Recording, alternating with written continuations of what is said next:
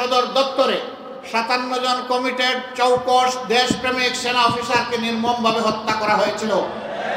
তাদের পরিবারের সদস্যদেরকে বেইজ্জত করা হয়েছিল, তাদের কাউকে হত্যা করা হয়েছিল। কিন্তু সেই হত্যার রহস্য এতদিন আবিষ্কার হয়নি। এখন নতুন বাংলাদেশে আওয়াজ উঠেছে, সেই হত্যার নায়কদেরকে নায়িকাদেরকে ধরতে হবে, ওদেরকে বিচারের আওতায় আনতে হবে।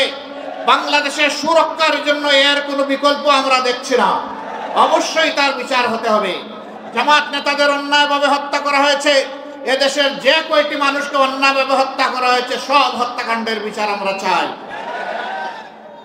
যাদেরকে পঙ্গু করা হয়েছে, আহত করা হয়েছে, চাকরি কেড়ে নেওয়া হয়েছে, জুলুম করা হয়েছে, জেলে নেওয়া হয়েছে, বন্দি করা হয়েছে, গুম করা হয়েছে, আয়না করে রাখা হয়েছে, সমস্ত অপকর্মের বিচার আমরা চাই। এই বাংলার মাটিতে এদের বিচার করতে হবে। এরা বলতো বাংলাদেশে এখন অনাবিল শান্তি বিরাজ করছে। আমি তাদের আমলেও চিৎকার দিয়ে বলছি, হ্যাঁ, তোমাদের এই শান্তি হলো কবরস্থানের শান্তি। কবরস্থানে কোনো জীবিত মানুষ থাকে না, তাই সেখানে হাসি কান্না শোনা যায় না। আজকে বাংলাদেশকে তোমরা কবরস্থানে পরিণত করেছ। মানুষের মুখের ভাষা তোমরা কেড়ে নিয়েছ। অদেখা তালা তোমরা মানুষের ঠোঁটে ঝুলিয়ে দিয়েছ। এই জন্য মানুষ হাসতেও পারে না, কাঁদতেও পারে না। এমন একটা অবস্থায় তারা বাংলাদেশকে নিয়ে গিয়েছিল।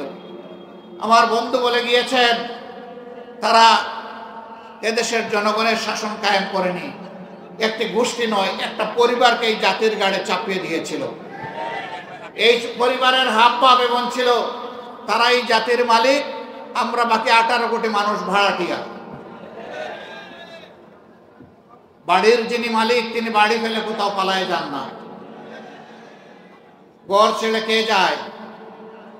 ভাড়াটিয়া যায়। তারা বলতেন